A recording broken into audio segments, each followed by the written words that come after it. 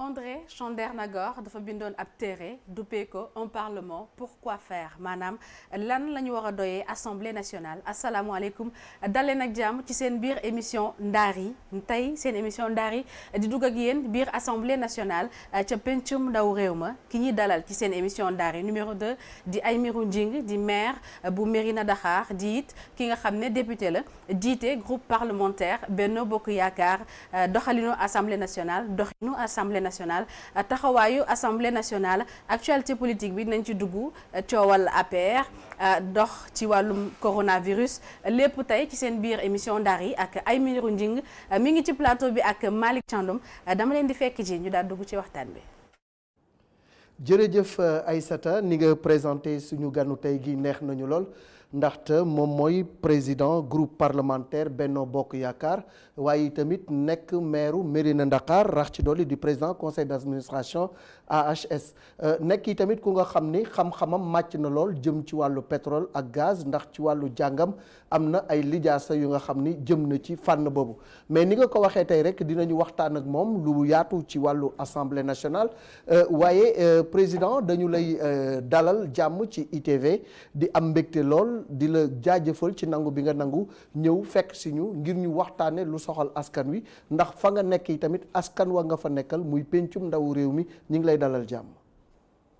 jërëjëf Malick jërëjëf Aïssata maa ngi nuyu téléspectateur ITV yëpp di nuyu képp koo xam yaa ngi ñuy seetaan ci Sénégal di am mbégte tam ci ñëw teew fii pour ñu waxtaan ci réew mi nag comme ni ngeen ko waxee ku ko waxtaane pencu ndaw réew mi waxtaane itam xew-xew yi nga xamee ñoo am ci réew mi ma fas yéene ci li ngeen may laaj li ma ci mën ci leeral ma indi ko pour Sénégalais yi mën ñu dégg. jërëjëf président Aïssata sunu gan ñëw na wax nga ko léegi dinañ waxtaane lu yaatu ci actualité dinañ waxtaan tamit lu jëm ci coronavirus dinañ waxtaan ci lépp lu nga xam ni soxal na askan wi te coow lu jub waaye aussi dinañ waxtaane parti bi nga xam ni ci la bokk muy APR président ñu lay laaj rek d'abord lan mooy sa relation ak président Macky Sall fan la déparé nga defal ñu jeunesse bi ba tey ji nga ñëw teewal ko nekk président groupe parlementaire u Benno Bokk Yaakaar. alors li nga ma laaj dina jafe tënk ci ay minutes waaye ci gàttal président de la République Macky Sall maa ngi ko xam ci dans les années 90 mu nekk ndaw nekk ingénieur ñu bokk di liggéey ci wàllu gëstu pétrole yàlla def mu amoon fa ay cër yu demee nii loolu ñu tuddee banque de données pétrolières mooy lépp loo xam ne dañ koy gëstu ci wàllu forage suñu ko génnee dafa am ay analyses yu ñu ciy def analyse yooyu ak gëstu yooyu moom moo yoroon wàll woowu bokkoon tam ci ñi nga xamee ni ñoo daan dem ci bitim réew di jël yooyu ñu gëstu di ko jaay ñi nga xamee ni ay industrie pétrolière la ñu pour di leen di xëcc pour ñu mën a ñëw ci suñu réew pour mën a def ay forage xam nga bu fekkee ni da ngay def pétrole di ko wut il faut ngay def forage dafa fekk ni Sénégal ci réew yi gën a néew ay forage yu ñu def sur 10 000 kilomètres carrés la moyenne bi ñu am actuellement 5 ba 7 forage ci 10 000 kilomètres carrés da nga xamee réew yi nga xamee ni dëgg-dëgg nag am nañu potentiel pétrolier dinañu dem sax ba di def 100 ba 150 forage ba 200 forage ci 10 000 kilomètres carrés loolu dafay wone ni liggéey boobu nga xamee moom la doon def tàmbali na ko ba yàlla won ñu ay signe yu wér ni Sénégal am na pétrole ak gaz léegi nag jàpp nañu ni beneen tàmbaliwaat la ñuy tàmbali parce que réew soo ci nekkee di seet comme ni ma koy waxee jànq buy jaayu te gisagul ko nopp ak bu demee ba gis ko nopp doxalin yi du bokk. parce que pétrole ak gaz nañ ci dellusiwaat parce que maa ngi woon sa relation ak président Macky Sall. sur le plan politique lan moo la lié ak moom parce que benn moment yaa ngi woon ci PDS ak Abdoulaye Wade entre deux tours nga changé dem ci moom lan moo indi relation boobu ak li nga def noonu. waaw xam nga man soo gisee ma demoon PDS kenn taxul woon lu dul président Macky Sall moo tax parce que wax dëgg yàlla bi nga xamee ni 2004 def nañ ko mu nekk premier ministre dafa fekkoon boobu ci PDS mu am benn crise bu am solo bu fa amoon parce que boobu dafa remplacé woon Idrissa Seck te xam nga Kajoor ni mu mel Kajoor dañu mën a sot Idrissa dëkk Thiès mu amoon donc lu xaw a manqué ci biir département Tivaouane yàlla def sama xameek moom am na loo xamee ni moom xam na ko ci man mooy man dama bëgg suma cosaan dama bëgg tam àll ba parce que nit bu fekkee da ngeen di liggéey te mu gis ni jamono bu nekk yaa ngi delluwaat di rooti fa nga xamee fa nga fekk baax dina xam ni am nga loo am foofa booba nag tuddul politique mais boobu mi ngi tudd rek juboo ak say mbokk di waxtaan ak ñoom di leen jàppale di leen dimbale ci li nga mën mais defu moon politique bi nga xamee ni situation boobu am na nag ci laa duggee ci politique wax dëgg yàlla booba pour jàppale ko bi ma ci duggee nag xam nga politique mënoo ko def te yoruloo base ma transformé base boobu xam ni sama mbokk yi ñoo ma ko joxoon def ko base politique xëccoo ji booba communauté rurale bi yàlla teg ko samay loxo en 2009 loolu moo tax bi nga xamee ni président def na partem en 2008 mënu moon dem ànd ak moom ci saase parce que boobu su ma demoon ànd ak moom li ma bëggoon ci commune bi du ma ko mën a am parce que dañ may soto mais loolu moom xam na ko moom xam na man xam na yàlla def nag bi nga xamee ni sëmp na ci deuxième tour bi man daal produit Benno Bokk Yaakaar la mooy lépp lu nitu Benno Bokk Yaakaar def ak Macky Sall daal def naa ko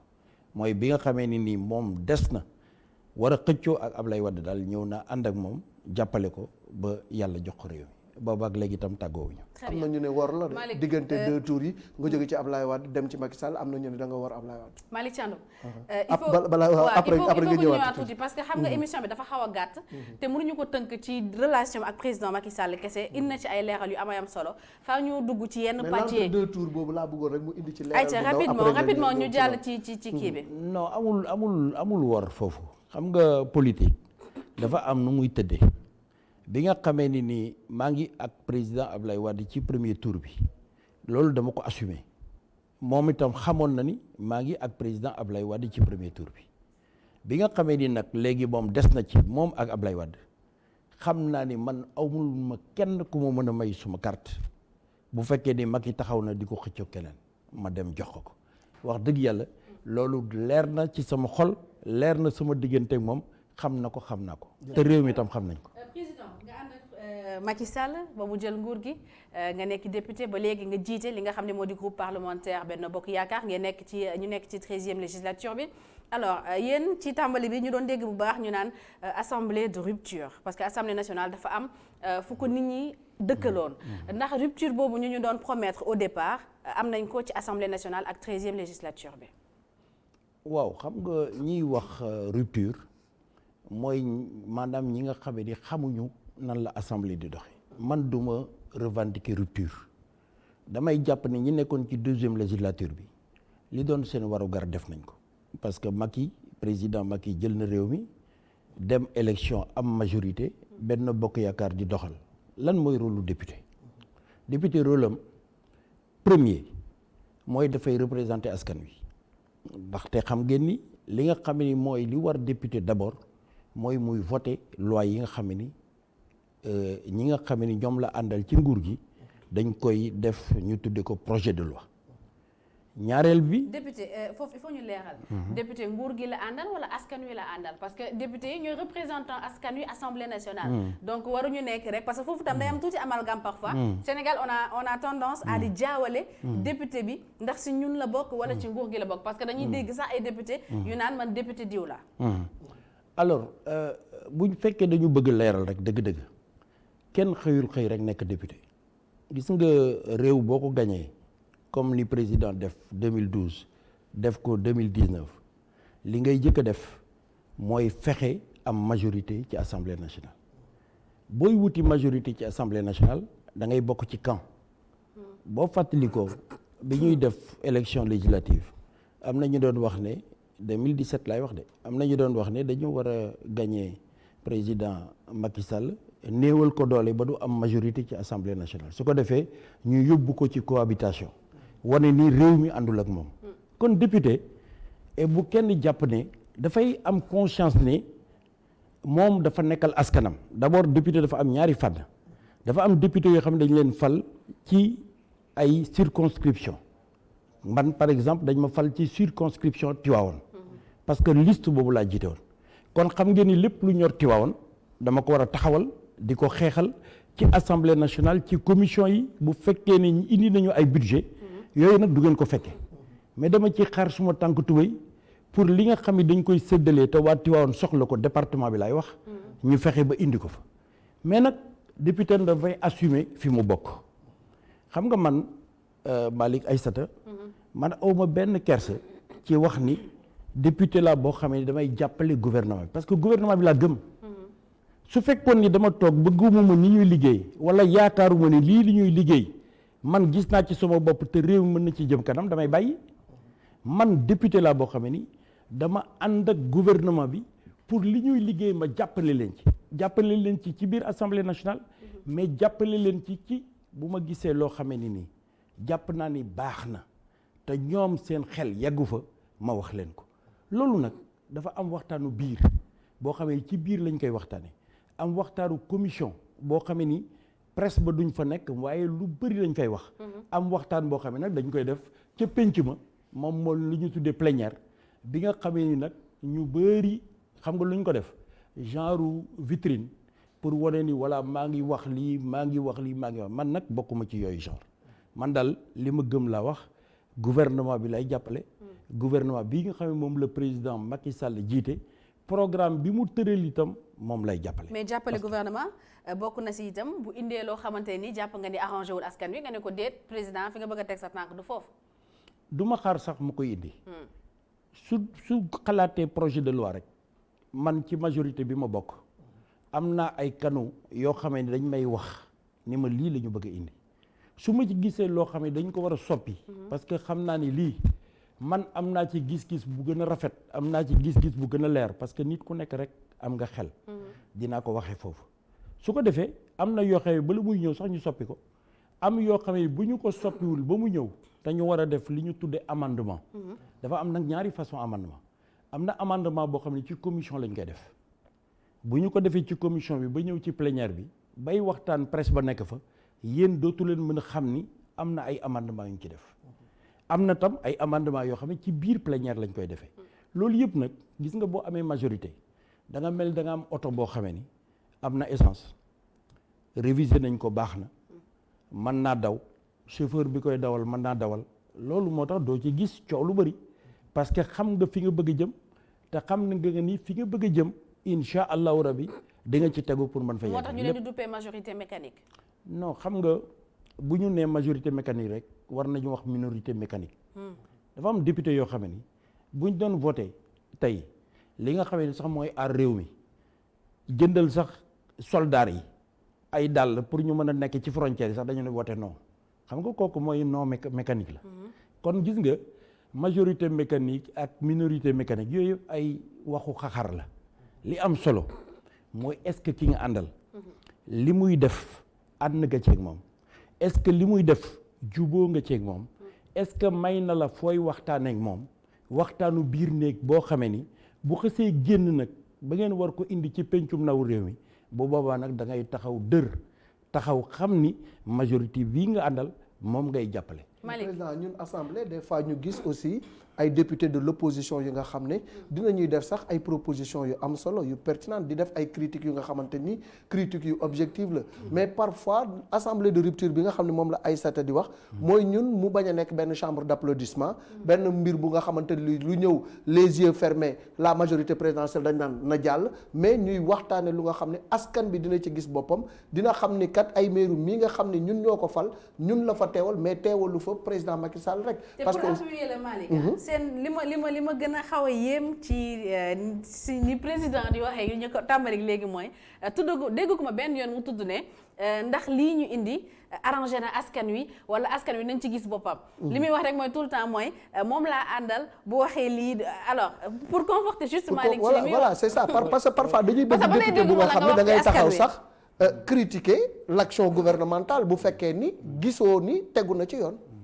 non xam nga Malick xam nga gouverner xam nga kuy gouverner nag ak ku nekk ci mbedd mi di wax rek wala nekk ci réseaux sociaux yi mënuñu bokk nu ñuy doxale kii gouverne dafa am responsabilité bu amee ku dee ci réew mi ci accident moom la ñuy wax bu amee ku dem hôpital amul garab moom la ñuy wax du ñu wax ki nekk ci mbedd mi toog ci clavier di taper rek di saaga wala muy wax gouverner mooy nga am ay responsabilité ki am responsabilité mënul mel ak ki amul responsabilité man nangu naa te loolu xew na ci àdduna yëpp képp kuy opposé wu da ngay ñëw di wax di fuural di xaxar mais bu ñu demee ci waxtaan loo xamee ni lii njariñu askan wi la parce que amul benn projet de loi bu ñuy ñëw di ko indi ci assemblée nationale di ko xool te du ñu xool naka lay jeexitale ci askan wi forme yi rek moo changé léegi itam li ngeen wax am na ñun def nañu benn résolution boo xamee ni nii ci assemblée nationale député bu nekk opposition moo ko proposé ñun nangul ko ànd ak moom voté ko kon mbir mi tëjuwul de il faut que nit ñi ñu expliquer leen képp kuy dem assemblée nationale yore pouvoir ñu fal le président de la république li ngay jëkk a bëgg mooy nga am majorité bu lay gunge pour nga gouverner parce que boo amul majorité doo gouverner. doo mën a diriger. fooy diriger. réew moo xamee ni régime présidentiel la mais loi yi dafa am ay députés yu koy voté moo tax nit ñi di xar seen tàkku tubéy bu ñu leen falee président de la république ba pare ñu wuti nag majorité ci assemblée nationale. lan moo tax bu ngeen amul majorité mu leen gouverner. day jafe parce que constitution bi moo demee noonu. xam nga bu fekkee ni loi yi majorité moo koy voté soo amoon tey nekk président de la république am xalaat comme président bii tey nga xam ne dafa am plan Sénégal émergent wax ni lii laa bëgg a réformer lii laa bëgg a lii laa bëgg fii laa bëgg a jëm mu ñëw indi loi amul majorité bi ni du ma ko voté du mën a dem parce que réew bi du dox. mais loolu est-ce que du mettre en évidence rek immaturité suñu classe politique bi parce que c'est pas parce que faruma ak yow rek boo indee lu am njariñ ci askan wi du ma ko voté. non waaw parce que xam nga li ëpp ci Sénégal nag te nag moo ëpp sax ci réew yu bëri ñu bëri ci politique dañu naan dandul rek ma toog du ñu sax xool et d'ailleurs loolu ci suñu réew yi lay gën a fës parce que réew su fekkee ni mën nga sax voté te ñaare booy voté da nga naan rek man ay meeru la àndal comme ay meeru nag président Macky la àndal kon maa ngi koy votel président Macky xam nga loolu bari na am koo xam ne tam dafa contre parce que dafa am ñoo xamee ni naturellement dañu contre lu Macky mënoon def dañuy contre am ñoo xam ne dañu farak Macky lu Macky mën a def ñoom ñu ne gongo xam nga ñooñu ñëpp amuñu importance xam nga ñen ñoo am importance mooy ñi ci diggante bi te ñooy 80% des Sénégalais mooy nga fexe ba yow li ngay def nga teg ko ci aqulay tala teg ko ci gis-gis te teg ko itam ci lu leen di jëme kanam yërëm leen aar leen ba pare gunge leen parce que réew mi bëgg nga mu jóge fii pour yegg fii loolu nag képp kuy def politique te amuloo jumtukaay yi la mën a permettre ci sa politique loolu nga doxal ko fi nga jëm doo fa yegg c'est évident. Très bien alors une question vas-y peut-être une petite question maanaam président groupe parlementaire. loolu ban jeexital la am ndomba tànk boobu maanaam ban solo la am ci assemblée nationale ak lan moo fay sa liggéey ci groupe bi nga jiite yow. waaw xam nga président groupe parlementaire président Macky moo ma tànn def ma ko mosuma xalaat sax ni man dinaa nekk député même bi may nekk xam nga di def élection législative dama defoon ni damay xàll yoon wi rek pour keneen ñëw toog parce que da ngay am suppléant. parce que vraiment sama calcul mosuma ci def sax ni dinaa nekk jëw député à l'Assemblée nationale mais yàlla li mu namm ci il faut mu nekk bi ma ñëwee moom mooy président majorité bi dénk ma groupe bi d'abord première chose mooy groupe bi defuma ci xàjj ak seen diggante APR rek parti socialiste ku nekk AFP ku nekk LD ku nekk beneen parti boo mën a bokk dama leen di jéem a gérer ñoom ñëpp d'égale dignité parce que ñoom ñëpp ci groupe bi la ñu bokk lépp loo xamee ne mi ngi xew ci groupe bi ma ci waxtaan ak ñoom di sottante xalaat ak ñoom bu fekkee ni am na loo xamee ni nii ñoom am nañ ko ci ay proposition ñu indil ma ko ma dem yóbbu ko fa ma ko war a yóbbee parce que nag fii du ñu nëbboo suñu diggante ak gouvernement bi dafa am ay passerelle yoo xam ne bu ñu waree waxtaan dañuy waxtaan gis ngeen ci France par exemple sous le règne de Mitterrand mais semaine bu nekk mu ndékkeendoo ak président groupe parlementaire am ci parce que loolu mooy doxal pouvoir c'est-à-dire que pouvoir mënul dox su fekkee groupe parlementaire bi nga am au niveau de l'Assemblée amul ay wecconte yoo xam ne da ngeen koy def di diisoo pour fi ngeen bëgg a yóbbu réew mi ngeen yóbbu ko fa. c'est important. c'est important. Très bien alors Malick xam naa ni muy question boo xam ne intéressé na Malick Thiandoum bu baax itam bokk ci ponk yi ñu waroon waxtaanee muy mbirum foncier. coow am ci foncier torop ci Sénégal. bu ñu jógee ci wax wàllum bradage littoral. ñu ngi wax ci wàllum Ndingler ba ñi naan trouver nañu une solution provisoire. yéen en tant que assemblée nationale ngeen xam ne yéen représentant du peuple. ban jàngat ngeen def ci coowal foncier bi.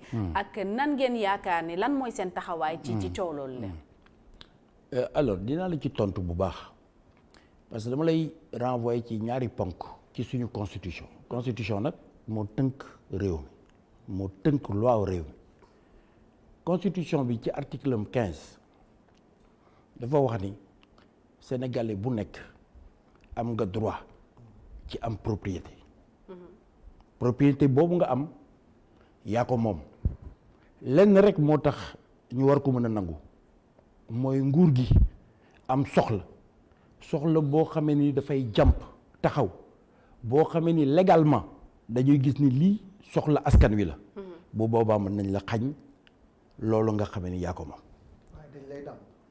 bu boobaa dañ lay dàmp te dàmp boo xamee ni dañ lay dànk de façon équitable ñaareel bi constitution bi article 25 wax ne nguur gi ak collectivité territoriale yi dañu am obligation sàmm li nga xamee ni nii mooy suufu askan wi ñoom dañ ko am obligation xam nga kon bu ñuy wax constitution mooy loi yi gën a rëy kon man li ma jàpp gis nga suuf buñ ko valoriser wul amul solo bu yeboo nga am téeméeri junni hectare suuf su fekkee ni suuf si da nga koy xool rek kenn def fa dara amul solo suuf pour mu jariñu il faut ñu jël alal def ko ci biir yéen a ngi fàttaliku coowu suufu mbaan indi woon na coow bu bëri ban sénégalais moo dem mbaan pour jéem a xool lan lañ fay exploiter tey lan lañ fay baykat yi ak li ñuy dunde tey ci pomme de terre fan lay jóge ñaata tonne moo fay ñor ci soble pour ñu xam valorisation boobu ñu defoon ci suufu mbaan lan la mën a jural askan wi. ak coow la fa amoon nag. ak coow la fa amoon ba mu am ñu ci laaj non c'est important. parce que gis nga mbir bi. du mbir moo xam ne dañ koy jël rek di ko wax pour di fuural ak di nëxasal xelu nit ñi. léegi nag dafa am lu am loo xam ne man d'accord na ci war nañu xoolaat la loi de 1964 parce que bañ koy def. ak fi réew mi tollu tey. am na ay jéego yoo xam ne def war nañu xoolaat tam benn affaire boo xam ne dafa am solo pour man mooy nit mën nga ko jox suuf ni ko bay ko jox ko ci sax bàyyi te doo ko may possibilité mu def ko titre foncier xam nga lu tax ma ragal titre foncier su xësee nekk titre foncier rek mën na ko yóbbu ci banque jële ci xaalis war nañu tam contrôler li ñuy tuddee les détournements de destination. kon si foofu ci wàllum Ndingler gi kon foofu président Macky Sall dafa juum bi mu joxe kii di Babacar Ngom titre foncier bi non ba bul gaawantu ay sata. non gaawantu ma dama lay laaj dama bëgg mu leer. non dama lay wax ni la. li loi maye soo koy def loi la ko may. xam nga les terres du terroir xam nga man maire la. xam naa nu muy doxee. suuf collectivité territoriale yi.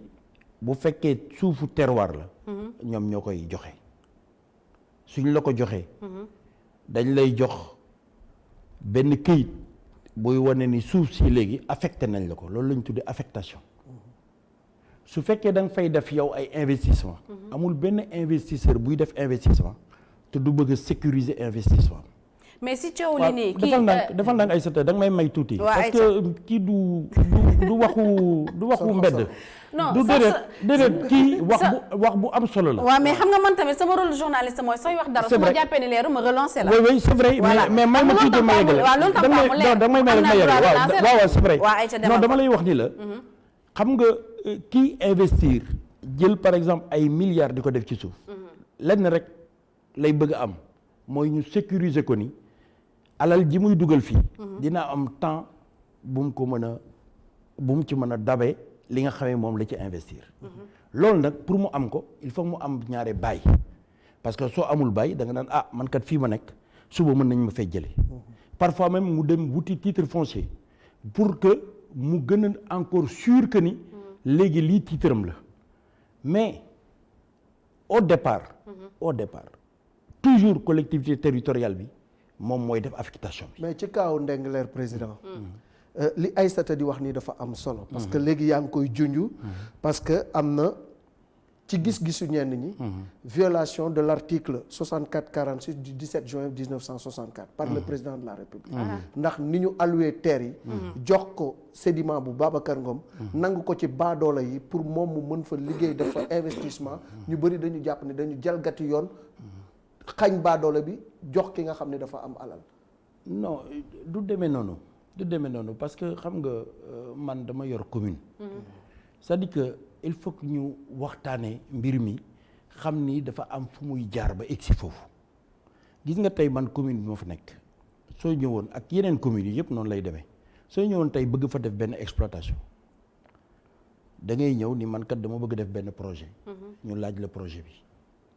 suñ la joxee buñ la joxee projet bi nga dajale sa conseil wax ni diw daf fi bëgg a def benn projet kon dañ ko war a affecté ay terres conseils ruraux yi ñoom ñooy daje juboo ci ni affecté dañ ko terre bi bu ñu koy def nag li gën mooy ñu waxtaan ak ñi doon exploiter suuf si ba ñoom ñu juboo ba d'accord mais bari na attention bari na ñoo xamee ne dañuy waxtaan ba juboo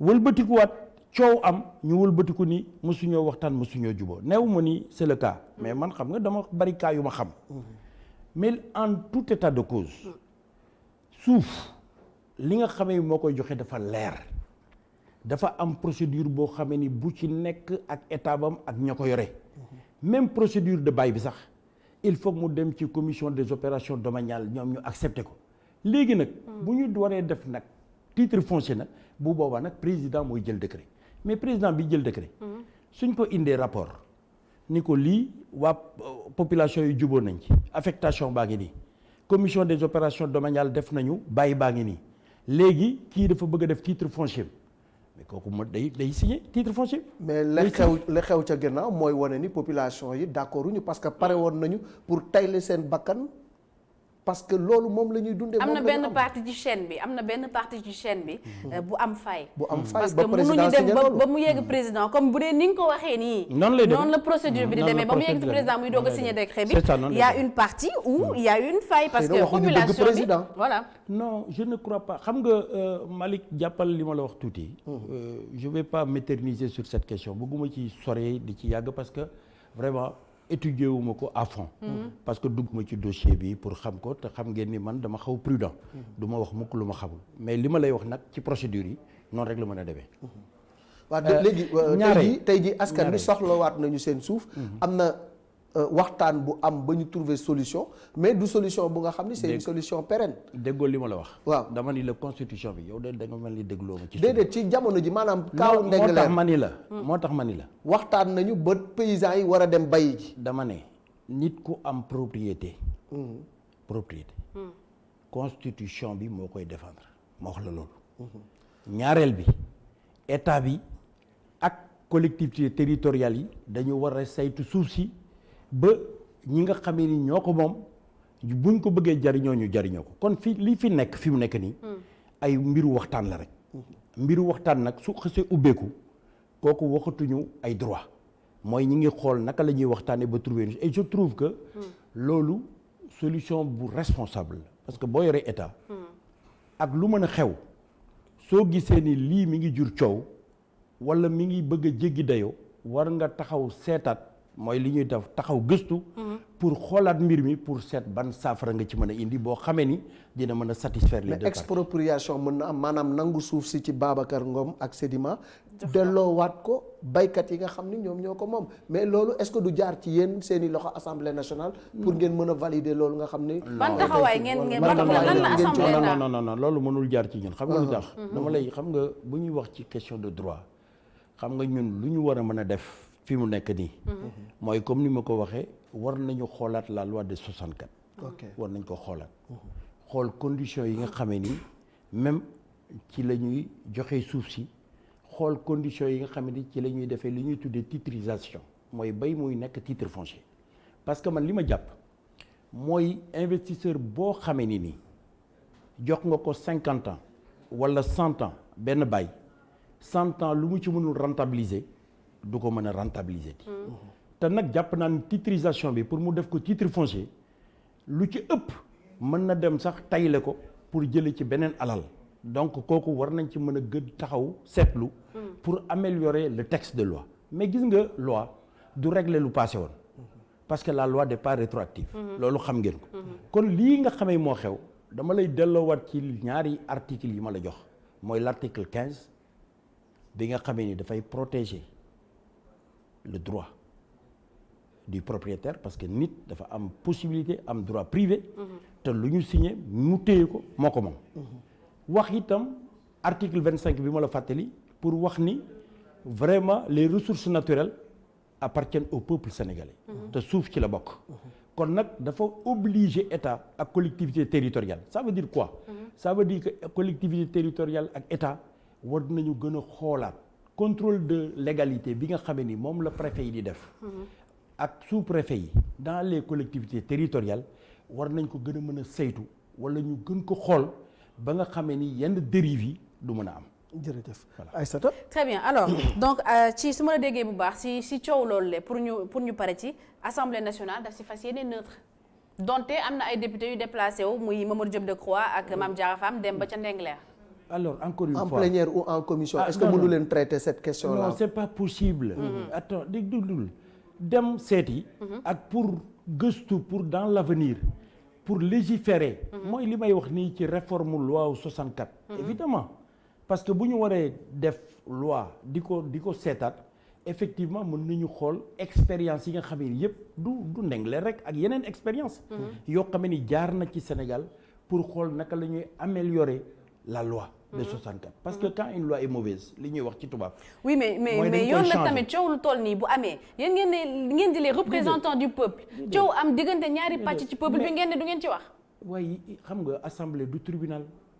xam nga loolu kan moo koy régler xam nga institution encore une fois Aïssata dañu nekk ci réew bu organisé boo xamee ni su problème amee cour suprême moom mooy régler li nga xamee ni dafa am ay problème administratif c'est-à-dire bu ñu jëlee benn décision administrative boo xamee da nga jàpp ni dañu noot sa yelleef ak sa àq da ngay dem poser ko cour suprême ki nga xamee ni tam dafa am titre foncier nga xamee ni daf ko téye muy droit de propriété bis bu ñu ko bëggoon jël day dem cour suprême ni man sama kii bi kenn du ko jël kon nag bu fekkee nag waxtaan nag toutes les parties prenantes l'imam Abdoul Aziz waxoon dafa am benn jour ñu ñëw di ko nettali ay nit yoo xam ne dañoo am diggante bi mu ñëwee mu tàmbali mu ne dama bëggoon tey ngeen may ma ñu ne ko ñu déglu ko mu ne ku am sa dëgg na nga ko téye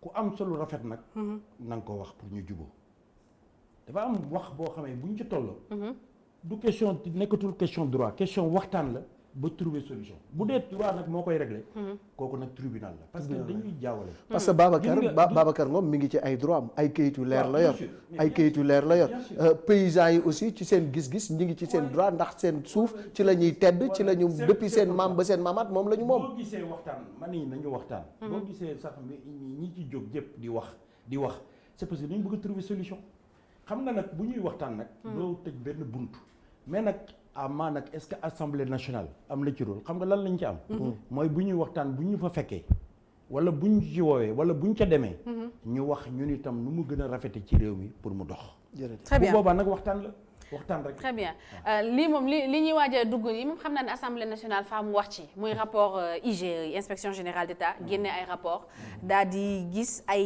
yu jaarul yoon ci doxalinu yenn ci ay ministères alors yéen nag yéen a joué le rôle de contrôle de l'action gouvernementale bi ngeen gisee rapport yooyu la lan ngeen ci jàngat déjà ak lan ngeen nar en tant que contrôleur de l'action gouvernementale xam nga corps de contrôle dafa bare il y a l'inspection générale d'État, il y a la Cour des comptes, il y a la commission de vérification des comptes et de contrôle des établissements publics. ñoom ñëpp il y a le contrôle financier ñoom ñëpp ay organes de contrôle lañ. organes de contrôle yi dañ nekk seen rôle parce que état dañ koy wax dans le cadre de la gouvernance ni ko lii ak lii ak lii baaxul. premier rôle contrôle du pour sanctionner. premier rôle contrôle mooy. nañu fexe ba bu ëllëgee bu ñu doxalee nii. deuxième rôle bi mooy gis ay manquements nga soog a sanctionner ñi nga xamee ni dañu def manquement yi. sanctions yi nag dafa bare. am na ñoo xam ne da nga leen di yóbbu ci cour de discipline budgétaire ni leen cour de discipline nee na am na lu ngeen def luubal la tudd. da ngeen koy rembourser da ngeen koy fay mais yooyu yëpp day am bi Sénégal nekkee Sénégal ba tey. rapport yi nga xamee ni moom le corps de contrôle yi di génne loolu mi ngi am. mais kenn du ko wax ci kaw. kon nag assemblée nationale bi nga may wax. ñun président de la république dafa def ci réforme 2016. ni léegi dañuy évaluer les politiques publiques suñu rôle la. xam nga ni ñu koy évaluer mooy ñun budget bu ñëw Sénégal bu ñu tëgg léegi Sénégal rek programme la. programme bi saa bu ñu ko doxalee ba pare dañuy woo ki nga xamee mooy responsable programme bi ak ministre bi toog ak moom ni ko programme yi yow daal da ñu laajoon ni da nga bëgg a tabax 10 000 classes. joxoon nañ la 100 milliards. 10 000 classes yi moo waroon tabax 100 milliards 10 000 classes yi 100 milliards yi ma ko waroon. gis nañu lekk nañu budget bi te yow 8 000 classes nga fi tabax. waa 2 000 classes yi anam. bu boobaa ñu def suñu rôle de contrôle bu ñu defee suñu rôle de contrôle ba pare itam dañuy def rapport. suñu defee rapport mais rapport yii nii bi muy génn xam nga duggaguñu woon ci budget programme. am na ci ay ministères yu ñu gis ni dafa am ay luubal. ministères yooyu yéen a voté woon seen ay budget jox leen ko. yéen a voté woon alalu askan wi. ne temps bii dañ koy jox ministères yi ngir ñu doxal. bu ay rapport génnee ñu gis ni que ministères yooyu noonu. nit ñu waroon doxalee wuñ ko. yéen ban taxawaay ngeen nar a am ci loolu parce que nag ñun bu ñuy demandé ay comptes yéen la ñuy demandé ay comptes parce que yéen la ñu ne ngeen teewal ñu foofu. ngeen voté ñu budget yi jël suñu xaalis joxal leen ñu ko. lan moo naka nekk seen taxawaay yéen en tant que assemblée nationale yi nga xam ne man maa vote yéen a voté loon ministère yi budget ñu dem utiliser wuñ ko ni ñu ko war a utiliser. Aïssata foofu tam dama lay yow ñu weccante xalaat. En réalité les corps de contrôle. bi Sénégal nekkee Sénégal ba tey. ñoo ngi def seen liggéey di def seen i rapport di épingler ay services wala ay administration wala ay sociétés yoo xam ne état bi daf ci participer. su ñu defee loolu dafa am yoon mën nañu saisir le procureur de la République. am na yoo xamee ni dama ni cour de discipline budgétaire moom la ñuy saisir. mu régler question yooyu. problème assemblée nationale dama bëgg ngeen jàpp ni du tribunal xam nga lan lañ fa mën a def mooy ñu am lu ñu lënt ci benn problème ñu woo ministre bi def une question d'actualité. wala une question orale. mu nekk assemblée ñu koy laaj muy tontu. mais raison de plus mais lii tamit da ngeen war a laaj ministre mu tontu. attendez suñu demee. ba gis lu ñu ko war a laaj. bu loo xam ne xam nañ ni lii war nañ ko laaj parce que dafa ñu lënt xam nga lu la leerul ngay laaj. lii la leer ba ñu dee par exemple bu fekkee d'accord naa ak Cour des comptes ci benn conclusion. lu ma ciy wootante di laaj. parce que xam naa ni fi mu war a dem mooy ñu fexe ba tribunal. juger trancher dossier boobu xam nga boo nekkee cim réew mu am ay institution am président de la république am assemblée nationale mu am rôle am justice bi nga xam ne day àtte ku luubal ñu yóbbu la fa waaw ñun te ñoo jàpp ci suñu liggéey ku ñu war a laaj bu amee lu ñu leerul dinañu laaj li ñu leerul ba leeral ko bu fekkee nag am na lu leer ba pare dañuy bàyyi yeneen institution yi ñu def seen liggéey. xam nga président ci seen maanaam mandat la ngeen njëkk a wax mooy gouvernance sobre et vertueuse indi tamit lu nga xam ne maanaam jalgateeg wuruj ak lekk alalu askan bi da ngeen bëgg mu jóge fi ba président si boppam ni du ma protéger kenn ku nga xam ne def nga naka sudul noonu mais tey dañu gis ne bu fekkee ne am na ay dossiers yu concerné ñu nga xam ne ànduñu ak nguur gi diligence bi ñu koy traité ak sanction yi nga xam ne dañ koy gaaw jël dafa maanaam dañ koy gis nii mais tey jii am na ñu nga xam ni c'est clair que dans leur gestion def nañ ci ay luubal te rapport IGE bi wax na ko moo xam CETUD la moo xam SAPCO moo xam ministère de l'enseignement supérieur ak ministère de l'environnement ak ministère de la culture yooyu yëpp épinglé nañ leen mu am ay jalgati yu leer bu ci Khalifa Sall da ngeen ko salañee dindi mbalaanu suturaam ñu atte ko Karim Wade naka noonu ak ñeneen ci affaire 94 milliards yi ñu taxawal commission d'enquête parlementaire donc loolu yëpp daf fi am donc bu ñu gisee ñu nga xam ne dañu bokk ci nguur gi ñu dénk leen alalu réew mi ñu jalgati ko te yéen waxu leen ci wala boog defu leen ci lu nga xam ne moom ngeen def ci ñeneen ñi dafay indi làq doom dóor doom. déedéet non xam nga encore une fois Malick mbir mu nekk bala nga koy wax il faut nga xam lu ci biir xam nga tey yow yaa ngi wax ay rapport yoo xamee ni man ci sama bopp gisuma ko. mais président rapport yi léegi bu ñu koy déposé boo xëyee suba lire journaux yi xam ni ñu épinglé defal nànk rek xam nga dire qu'on a épinglé et aller dans ci biir substance bi pour xam lan la y a une différence. Malick encore une fois Sénégal la ñu nekk te suñu Sénégal gi koo fi gis rek am na ndey am na baay am nay doom am na fu mu dëkk am na fu ñu ko xamee il faut pas trop vite jeter les gens en pâture man neewuma je ne défends personne mais liggéeyu inspection générale d'État nag mënuñu koo tuutal de. inspection générale d'État def na liggéeyam c'est un corps d'élite xam na li mu xam amul par parlo les rapports sont là sont destinés au président de la République qui va transmettre ces rapports yi mu ci jàpp ni lii y a des faits avérés fi mu ko war a yóbbu dina ko fa yóbbu loolu xam nga du liggéeyu assemblée nationale encore une fois ok loolu liggéeyu assemblée nationale dama bëgg ñun ñëpp ñu d'accord ci ni réew mi dafa am ay institution te institution yi mi ngi dox ku nekk na def li mu war a def su ko defee mbir mi dina baax léegi nag encore une fois léegi kon lan la ñuy def ci rôle contrôle bi nga xam ne moom la assemblée am ku luubal alalu askan bi yéen ñi fi teewal askan bi amu leen ci benn kàddu amu leen ci lu ngeen di def amu leen lu ngeen ci dindi loolu doy na war xanaa bala ñuy xam ni luubal na justice condamné ko xam nga nit bu fekkee ni boo dañu ni da nga luubal. mais su dee assemblée dafay xaar condamnation mooy la dernière des choses loolu mooy mujj. waaye defal ndànk nag. ba ñuy dindi immunité parlementaire Khalifa Sall kenn condamné ko woon te assemblée ñoom ñoo voté ci son immunité parlementaire. attendez assemblée nationale condamné wul Khalifa. waaw loolu moo dafa tax dindi immunité pour mu mën a dem devant le juge encore une fois def leen ndànk. mais dafa mel ni xam nga ñun rek ay waxtaan fii. bu fekkoon tey dafa am benn député bu ñu épinglé dans le rapport ñu ne lu tax assemblée taxawul dindi mbalaanu kiiraayam pour mu dem wuy ji bu boobaa li ngeen di wax yépp day am solo mais ba léegi nekkuñu ci loolu donc tant que ça ne concerne pas les députés non on ne l'est pas yoonu assemblée nationale nekku ci non c'est pas ça mais encore une fois Aïssata dama ni la ku nekk da ngay def sa rôle man sama rôle mooy contrôler l'action maa ngi koy def xam nga à travers lan laa koy defee à travers les questions orales à travers la présentation les questions d'actualité à travers bu fekkee ni ministre bi convoqué naa ko mu ñëw dans une commission ñu waxtaan ci budget li ma ci xam dinaa def liggéey bi mais man du ma tribunal assemblée nationale encore une fois na leer ci sénégalais yi maa ngi koy jaarale ci si yéen ci seen télévision assemblée nationale du tribunal assemblée nationale institution la buy voter ay loi institution la buy def contrôle gouvernement bi te même ci contrôle bi xam nga kan moo ñuy jàppale pour ñu mën ko def la cour des comptes est-ce que xam nga de ñun bu ñu amee bu gouvernement bi exécuté budget ba pare dañuy jël budget bi exécution bi jox ko cour des comptes moom moo am jumtukaay yi nga xamee ni moom mooy def rapport bi jox ñu rapport bi pour ñu mën a voter la loi de règlement su ko cour des comptes deful mënuñu voter loi de règlement bi nga xamee ni day wane ni budget bi fi ñu ko jaarale jaar na yoon. très bien léegi benn xam nga moo tax il faut ñu xam.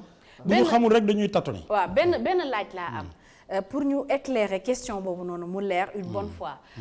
léegi ndax assemblée nationale am na droit inspection générale d'État génne rapport épinglé je donne un exemple tout bête le ministère de la santé ndax assemblée nationale am na droit convoquer ki nga xam ne mooy le ministre de la santé mu joxe ay comptes. bien sûr duñ ko def duñ ko woo parce que épinglé nañ ko. dañuy xool ci rapport bi gis ni am na question boo xamee ni laaj na ñu woo ko. laaj ko lii lan la. donc xam nga kon bu boobaa dañ koy convoquer. pour débattre ak moom sur une question précise. xam nga question d'actualité dafa nekk loo xam ni. soo koy bind mënul passer ñetti lignes. xam nga ñun tam li ñuy liggéey nii dafa am règlement. dafa am règlement intérieur boo xam ne dafa strict. mënuñu xëy rek ñun nekkuñu ay inquisiteur. inquisiteur mooy koy xame comme lii Aïssata def tey ku nekk rek mu ne waaw kooku la mu def. loolu c'est de l'inquisition. ñun duñu def inquisition ñun enquête la ñu def. Aïssata dafa toog fii. information yi ma yor moom la yor. moom la askan bi yor donc ñun journaliste mooy toog mooy laaj question yi nga xamante ne moo war a dox ci xelu askan bi amu ci lu ko leer sama rôle mooy leeral ko. et vous êtes la voix des sans voix, vous êtes la voix du peuple. léegi xam nga Malick Thiandoum moom wax na léegi tontu na sama laaj ba fekk si ñu ci liñ ko wax. parce que nee na mën nañ ko def donc qu'est-ce qui empêche. ngeen def ko. non attendez. J'ai dit que l'Assemblée nationale a des moyens yu ko règlement intérieur may. mooy mu convoquer ministre. ci question orale. mu def question d'actualité mën na def sax question écrite. boo xam ne du seet ministre bi da koy woo rek bind ko. il a l'obligation dans un délai prescrit de répondre tontu par force mu ñëw ci Assemblée nationale. beneen bi ci des. ñun am nañu possibilité dans le cadre des budgets programmes. rencontrer tous les responsables de programme y compris les ministres pour càmbar li nga xam ne dañ leen ko voteel pour mu nekk ci biir Assemblée nationale. loolu mooy li ba wax. léegi ndax mën nañ xaar ci rapport yi IGE génne ñu épinglé ci ay ministères bu ndax ñu mën gisee nañ xaar Assemblée nationale woo leen. non en fait parce que li ma si jaaxal ci question boobu président juste pour une précision maanaam ñi nga xam ne dañ leen épinglé ci rapport boobu ministère yooyu ministre yooyu nekkatuñu ministre jamono ji loolu moo ma ci xaw a jaaxal. justice rek moo ko mën régler. dama lay laaj dama lay wax benn affaire. parce que mooy Mame Thierno Dieng. non fii may wax Mary Teuw Niane. non ak Mbagnick Ndiaye ñooñu seen ministère ci gestion boobu non dans le rapport. non dama lay wax benn affaire. fii may wax ak yow. il y a quand même beaucoup de questions d'actualité qui sont sur la table de l'Assemblée nationale. Il y a des ministres yoo xam ne fi mu nekk nii dañuy xaar rek bis jot ñu woo leen am na yoo xam ni. opposition bi ko def am na yoo xam ne majorité bi moo ko def ay question d'actualité ay question orale. ndax question yooyu mën nañ jàpp ni bokk na ci question d'actualité yi Aïda Mbodj soulevé woon temps yële ne nañu bien sûr ki nga xam ne moo di ministre Mansour Faye donc ministre Mansour Faye ak ministre Abdoulaye Diouf Sarr dina ñëw wuy ci Assemblée nationale. non du ma tontu loolu. dama ne def na question d'actualité. C'est déposé au bureau de l'Assemblée nationale. C'est le bureau de l'Assemblée nationale qui examine pour xool questions yooyu. Quelle est la pertinence de ces questions pour mën a seet naka la koy programmer wala du ko programmer. mais encore une fois loolu laa lay wax. mais coow li dafa c'est pas parce que bind nga rek dañ koy def. ci li Aïda Mbodj maanaam indi foofu. dafa nekk lu nga xam ni dafa lënt xelu askan bi. parce que aussi bu président jëlee décision. ni nañu dimbali askan wi génne alal ju bëri def ko ci dund. am ay kit alimentaire nit ñi jàpp ni doxalin bi jaarul yoon loolu aussi war nañ ko mën a leeral ci Assemblée nationale. en tout cas. xam nga yéen a ko war a leeral parce que weddi du non y a pas de problème. y a pas de problème su fekkee ni c'est une question pertinente xam nga ñun li ma wax rek ma sœur Aïda mooy dama ni ko man dégg naa mu wax ko ci rajo yi te lettre bi egseegul sax Assemblée nationale. te moom xam na yàgg na nekk parlementaire xam na ne. fan la mbir mi di jaar. li tax presse bi jot ci te ñun egseegul ci Assemblée nationale kay moo ñu jaaxal mais beneen bi. ci mais mujj naa egsi. egsi na. très bien mais beneen bi ak yeneen mais yi egsi bari na. man sax sama question d'actualité nga fa man ay maire ñu ngi may wax ak yow mais dama ko dul wax rek ci kaw beneen bi ci des mooy yaa ngi wax ci kit yooyu man maire la je suis maire de la commune de Mérina Dakhar président joxe na kit alimentaire man en tant que exécutif. local joxe naa appui ginnaaw bu président joxe appui mais maa ngi lay wax ni la bis bu nekk chef de village dem ci rajo fay man fay loowu ma leen de.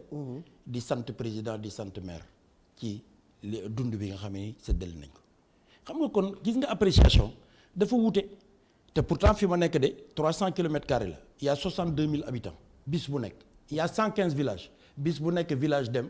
ci rajo Ngaye am na ñoo xam ne sax rajo chaîne nationale lañ ko def xam nga ñoom itam dañu garder seen réflexe yooyu.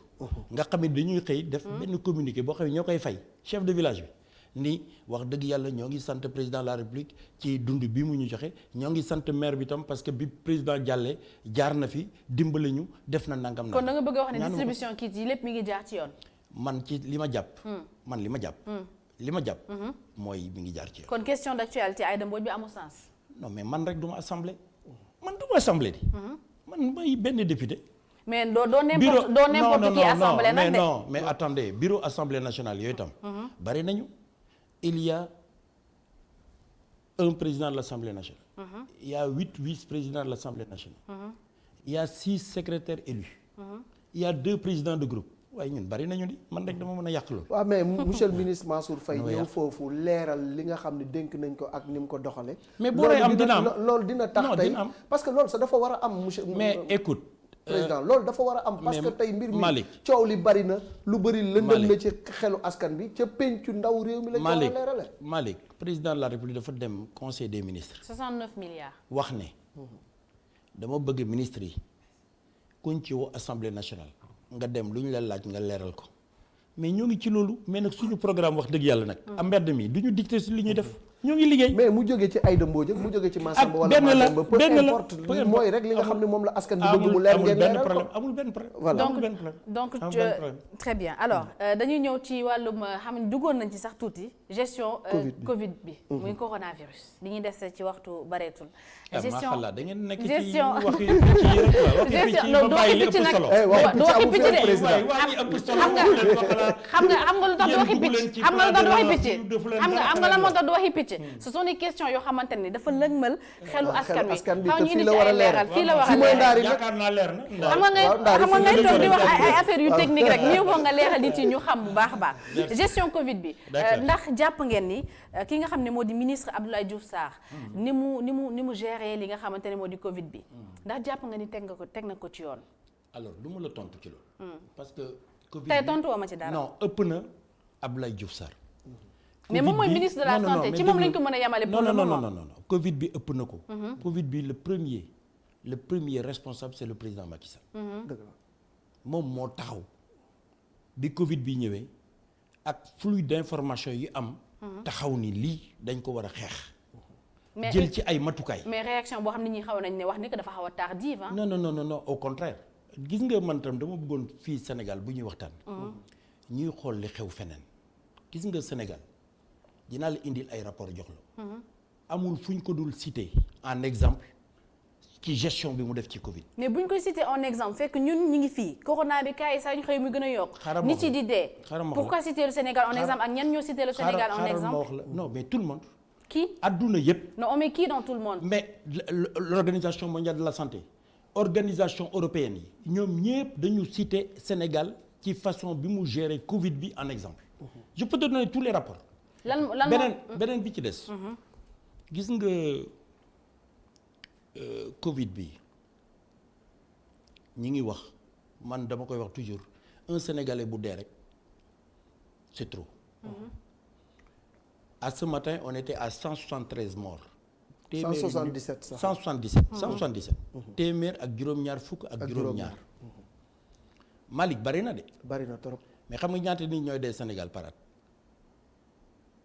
non. Le taux de mortalité au Sénégal il est de 7,5%. mooy Sénégal at bu nekk téeméeri junni ak ñaar fukki junni nit dañuy faatu. mais faatuwuñ ci coronavirus waa defal ndànk waa bien sûr. xam nga mënuñu def comparaison boobu tamit. defal ndànk yow tam je ne fais pas de comparaison. xam nga li faatu ren ci àdduna bi. ci coronavirus. buñ ko doon mëngale ak li faatu at bu jot ci àdduna bi ci yeneen i feebar tamit comme ni nga wax nii rek lay demee ñun ñu ngi wax ci gestion Covid. maanaam moom dafa bëgg nga circonscrire ko ci coronavirus. c'est pas parce que nit ñi dañuy dee non c'est pas parce que nit ñi dañuy dee tout le temps chaque année nit ñi dañuy dee que dañu war a dee ci coronavirus. xaaral ma ñëw dama ne bi may commencer dama ne benn nit bu dee rek ci coronavirus ëpp na. benn nit bu dee bi ñu commencé jël mesure ci coronavirus ak léegi c'était le 2 mars. ak tey juróom benn weer c'est vrai am nañu téeméeri nit ak juróom-ñaar fukk ak juróom-ñaar yu dee dina yokk mais corona dafa nekk feebar boo xamee ni amul garab corona dafa nekk feebar boo xamee ni amul ñàkk bu koy aar.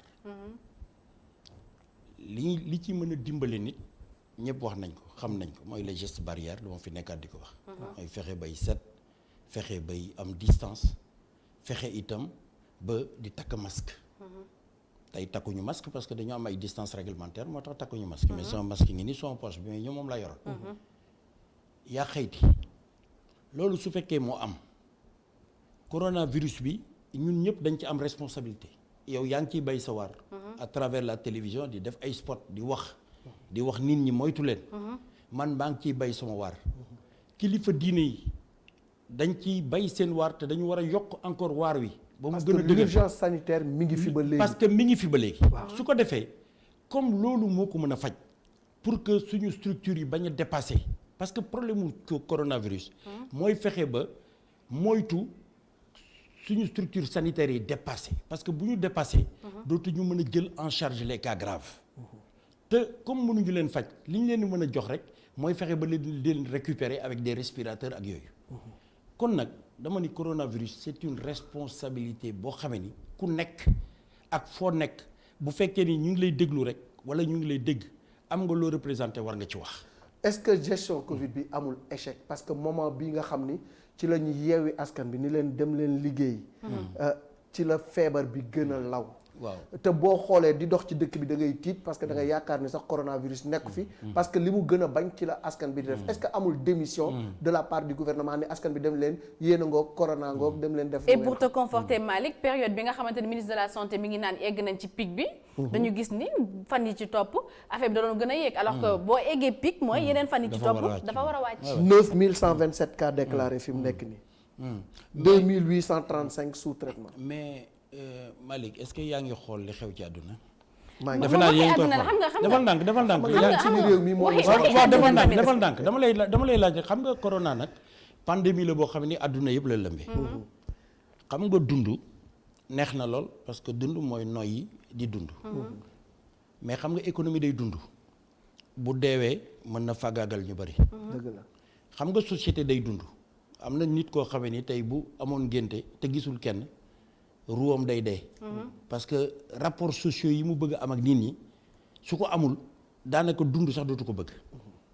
gis nga ñett yooyu yëpp nga war a équilibrer mooy seet nooy faje nit ñi fexe nooy téye koom-koom bi ba koom-koom bi du yàqu mais fexe ba nga ki nga xam ne dafa bëgg dem seeti bàjjanam nga ni ko mën nga seeti sa bàjjan ndax xam nga ni bu seetiwul bàjjanam dina am lu ko metti mais nag nga ni ko mais boo koy seeti fexeel ba boo ko seetee benn yoon ci weer yi bul delluwaat beneen weer bu ko def mu jege ñi fexeel itam ba ngay takk masque fexeel ba itam loo bëgg sa bàjjan dafa am benn spot bu may seetaan ci télévision générale européenne yi benn xale boo xamee dafay nekk ak maam ji ñu ni ko waaw mais sa maam la jege ko ñëwal di ko seet si mais na nga ko sori lu mu jege daal fexeel ba benn mètre dox seen diggante gis nga àdduna kenn mënu ko natt ci feebar surtout feebar boo xamee ni dafa amagul saafara amagul ñàkk boo xamee moo la ci aar parce que économie itam dafay dund kon li am solo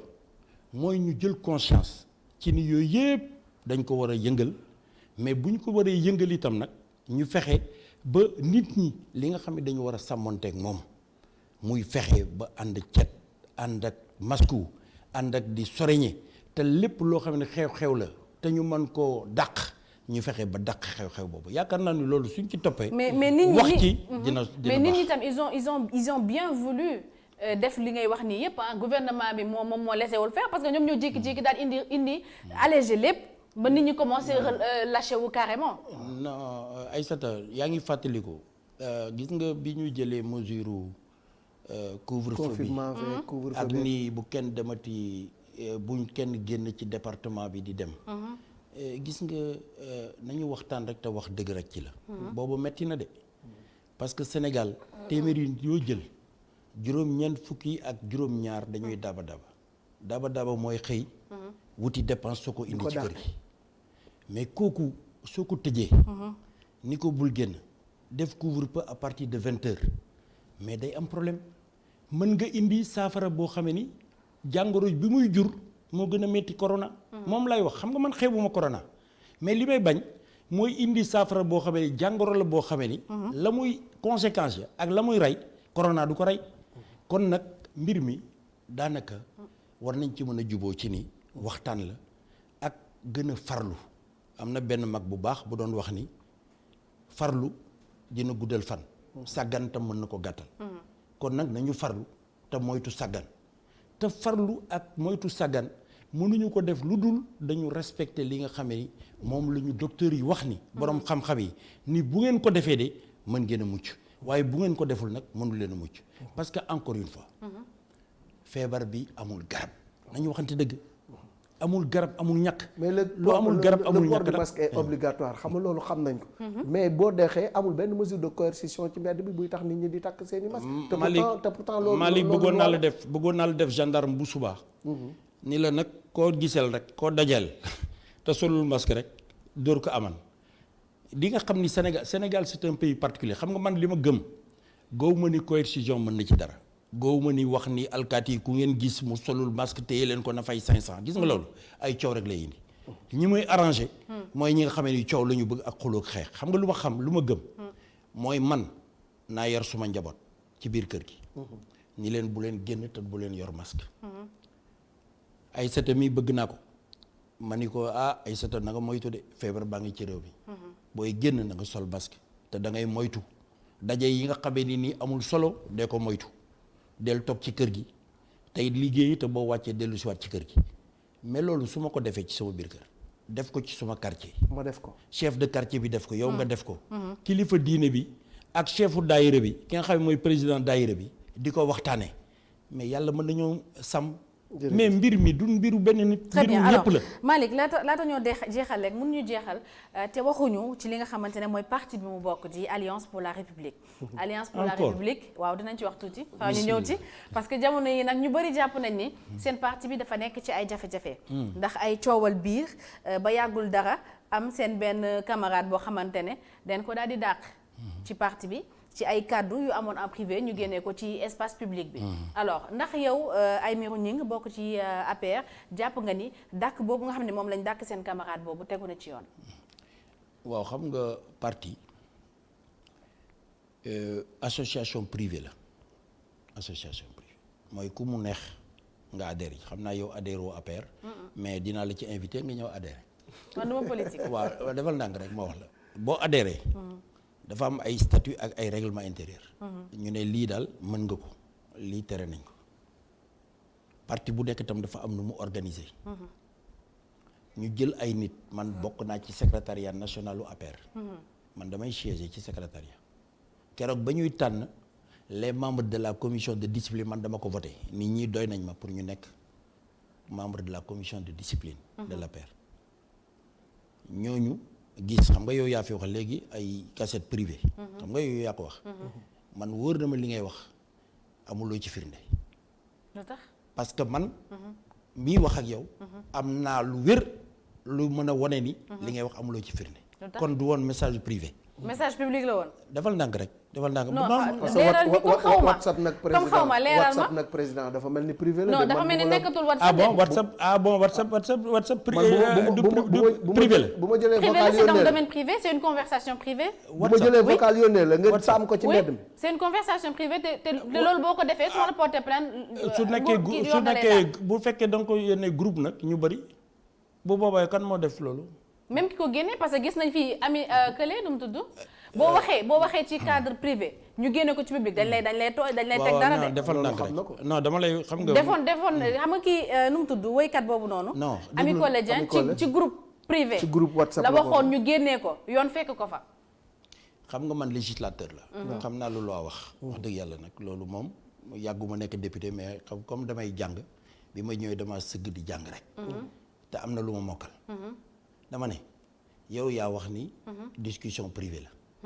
waaw léegi nag comme xam nga. man defal naa man tam non mais ma fa ma leeral parce que man tam discussion privée laa ko mën a jàppee. xam nga lu tax parce que ci WhatsApp lañ ko defee. ci WhatsApp discussion privée la. par principe. par principe. je fais partie de ñi dama bokk ci ñi gëm ni. quand la justice est saisie. tout le monde est dessaisi. mais li nga ma laaj nag ci APR moo tax ma lay tontu. li ma ci jàpp mooy. suñu commission de discipline. moo examiner lépp jël décision je suis solidaire à cette décision là. mais est-ce que nit mooy ñu aussi génn. président balaa nga koy sanctionner aussi doo ko auditionner. waaw defal ndànk xam nga xamu leen. moo tax ñuy laaj xamu leen segam y avait des précédents. ou s'il n'y en a pas xam nga suñu secrétariat exécutif national dinañ fay waxtaanu biir xamu leen segam mosoon nañ fa yóbbu wax boobu ci yeneen i jamono. ba lii ñëw. yaa ko war a leeral tey jàpp leen rek. fi mooy ndaari leeral ko ndaar yi xam nga mooy lan. mooy li commission discipline u APR def. jaadu na tegu na ci yoon dëppoo na ak suñuy texte. très bien alors bi ci des. mais Cissé Lo mi nga xam ne moom ngeen dàq. dafa joteeg ñeneen. ñooñu am na ay kàddu yu ñu ko jox.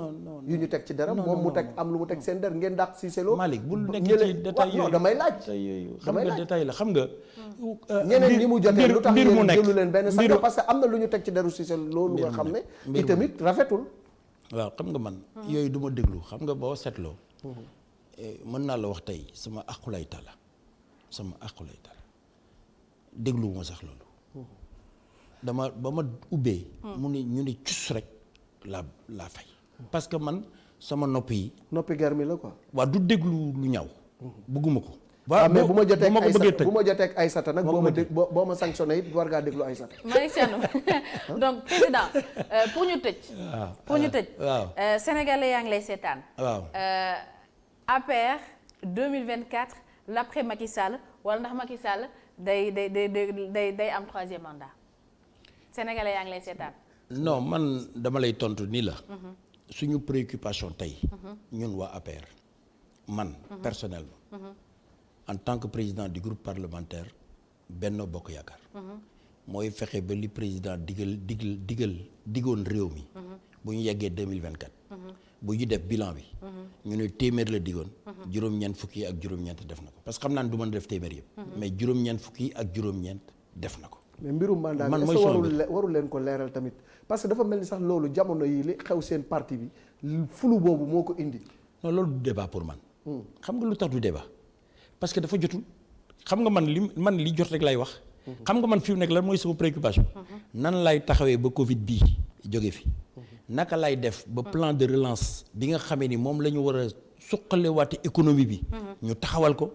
naka lay def ba président li mu wax ni dama bëgg accès universel à l'électricité ci biir àll bi. ñu doxal ko. naka lay def ba mbay mi suqaliku. naka lay def ba contenu localu pétrole bi. ñu fexe ba entreprise sénégalais yi man cee sukkandiku pour mën a jëm kanam. loolu mooy doxal réew mi looloo ma ñor. leneen li ci des yëpp. ay waxu mbedd la. ay section question subsidiaire. sa soxna Cissé Lo daf ko tuumaal. ni jot na 40 tonnes ci wàllu gerte gi. mu mel ni daf ko yóbbu ci wàllu yoon. yónnee ko sommation interpellative fan ngeen toll ci loolu pour jeex. non loolu mi ngi ci avocat bi. xam nga passé nañu sommation interpellative ba léegi def nañu citation directe. xam nga li ma bëgg rek mooy àdduna yëpp xam ndax li ñu ko tuumaal dëgg la. wala du dëgg. yàlla na ma yàlla dimbale may dund ak bakkan ñun ñëpp ñuy dund ak bakkan. ba ñu indi benn këyit wala benn wax. bu mën a firndeel wax boobu. man bu boobaa. ma xam ni kon man maa am gàcce waaye yaakaar naa du ma am gàcce. très bien parce que loolu amul. leer na jërëjëf président ñu ngi lay jaajëfal bu baax a baax ci wuyu si bi nga wuyu suñu invitation jërëjëf Malick Thiandoum. di jaajëfal également toute l'équipe technique mu nekkoon derrière. di réaliser émission bi di leen jaajëfal yéen téléspectateurs yu ITV Ndar yi nii lay demee ñu leen di jox rendez-vous mercredi prochain ci beneen numéro incha allah suba fajar 6h30 di ngeen am Tok Tok Sénégal ak Boubacar Diallo.